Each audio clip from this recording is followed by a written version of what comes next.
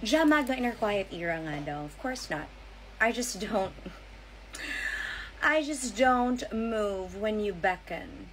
I will not insult my own intelligence because I actually have it by answering to people who bark more than dogs. As requested, magtatagalog daw ako or mag-i-English at hindi na daw magbibisaya kasi maraming hindi nakakaintindi sa last video ko. My last video basically was to say that sa mga mag-rally sa loob ng 3 araw na to, walang problema na magrarally kayo basta hindi lang talaga masasalihan ng hindi magandang intensyon ang pagrarally ninyo. Na sana ang totoong intensyon for transparency and democracy, and hindi ko kasi gets yung better democracy, mami. Sino ba naman may pakana ng better democracy na yan? Kasi hindi ko magets. Akala ko ba transparency? Akala ko ba peaceful? Pero ang pinakaunang ginawa ay hiritan ang mga pulis at i-threaten sila. Anong kaibahan ng rally dati at rally ngayon? Andyan naman ang ating mga magigiting na kapulisan ng rally noon, hindi ho ba? Tapos ngayon magre-react kayo na andyan sila? Magre-react kayo na ganyan na lang talaga ang paghahanda at pagprotekta sa Malacanang. Alangan naman hindi nila gawin ang trabaho nila. 'Di ba? Na protektahan ang Malacanang mula sa mga masasamang elemento. Kung hindi masama ang intensyon mo, then kalma ka lang dapat. Kalma lang dapat ang pepe mo kung hindi ka naman talaga terorista ang pag-iisip. Pero yan kasi ang problema. Hindi kasi pwede na sa kamay na to naglilingap kayo worldwide. Go, game, at alam ko yan. Hindi nyo kailangan akong itag, my God. The hell? Don't tag me because the message is the message you missed. Do not link up with this hand if you're going to destabilize the government with this other hand. Kasi kayo very confident kayo na, oh my God, we will not do that kasi naglilingap na kami. Ebe, kasama ho ba kayo sa closed door meeting ng mga leader nyo? Kayo bang lahat na sangkaterbang kaanib, kasama ba kayo sa closed door meeting ng mga leader ninyo kung saan sila ang gustong puksain at pababain si PBBM? At kayo lamang ho ang ginagawang target at kayo lamang ho ang ginagawang sacrificial lamb. Aware kayo niyan? Kasi yun lang naman ang point ko. Pero kayo kasi na mga defensive, kayo kasi na, oh my God, makareact. Sa totoo lang, I'm just being honest. I'm being honest and telling you that you're being used and you're about to be used as a sacrificial lamb. Okay? Kasi I don't mind you rallying. Again, you're right. You can rally all you want. You can rally for 6 months. I don't give a fuck.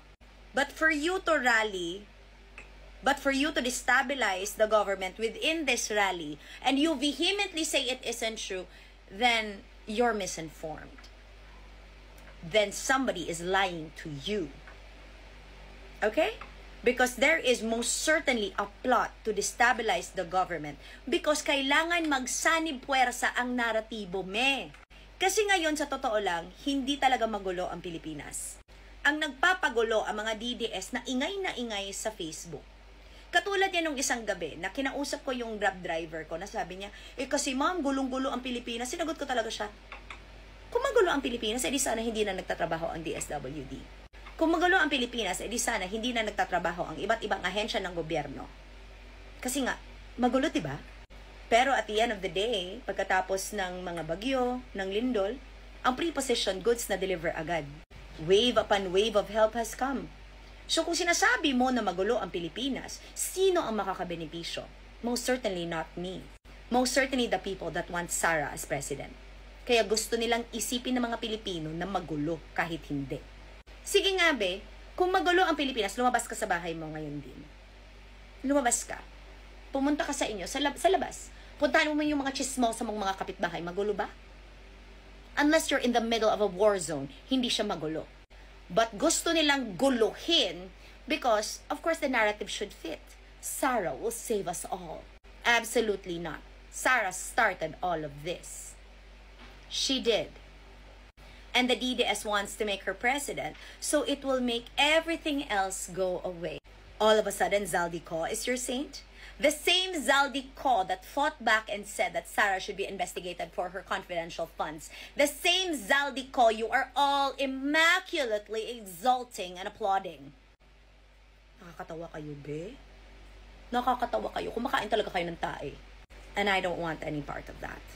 Kasi imagine niyo the same Zaldico na oo nga, hindi siya kasama talaga sa pagnanakaw ngayon. Pero kasama siya sa pagnanakaw ng Farmally at sa DepEd laptops. Hindi siya kasama at wala siyang nakuhang ni katiting na pera kasi hinatid niya lahat sa mga maleta na pinicturan niyo lang na walang laman. Saan si Bryce? At least si Bryce, pinicturan ang limpak-limpak-limpak na salapi sa loob ng opisina niya. Yun, maniniwala ako. Sa maleta na binili sa SM? My golly gosh. Diba? Bryce had the forthright decision to take a photo of the money. Bakit di naisip ni Zaldi yun? But I won't tell you what to do anymore kasi, oh my God, I'm doing your jobs for you. Diba? Because unlike you, I don't want to destabilize the government. I want Marcos to finish his term. And if Sara is the better choice, best choice for 2028, like you all think she is, then wait for your turn. Because sadly, for you, the kakampings, they're gaining traction. Sadly for you, the kakampings will not take part in all of this because it's us that created this. Of course, I will also do my part in accepting that because I supported the unity team. Because binudol nila tayong lahat. Because Sara just couldn't behave. Because she could not wait to be president. Well, she should have. You should have. Because it is such an insult to her father who won an election fair and square and by a landslide for her daughter to simply take it by force and violence. My gosh! No! Diba? I ain't supporting that shit. Na diba, magiging presidente siya, tapos may mga namatay, ng mga inosente? Kaya hindi talaga peaceful yan, be! You're gonna wanna take the presidency? No. No. They're not gonna let you.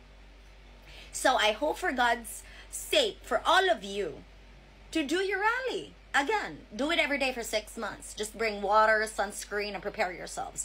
But don't try to destabilize the government. To, make true that magulo. Because hindi talaga magulo ang Pilipinas. Kayo lang ang magulo.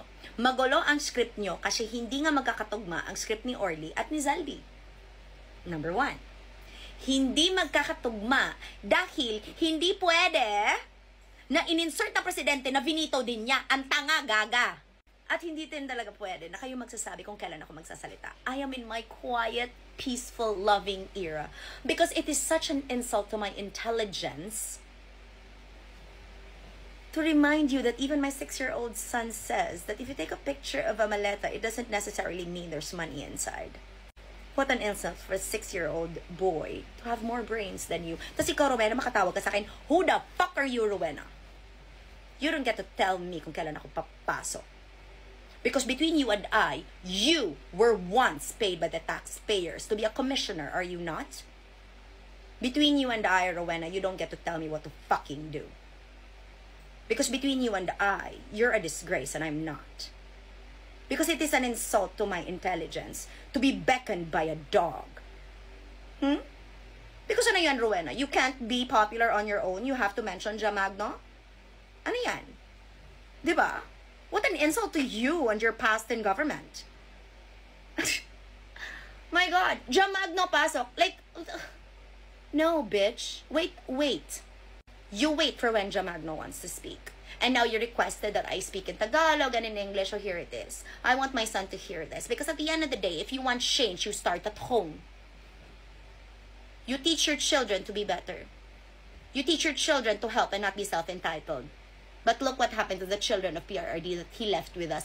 And as quoted by Dilima, oo nga, nangilog siya bana. Diba yan ang point niyo na hindi siya pakikinggan kasi kinuha niya si Junel mula sa asawa ni Junel. Sumama si Junel. So si Junel dapat mag-a-adjust, hindi si Dilima.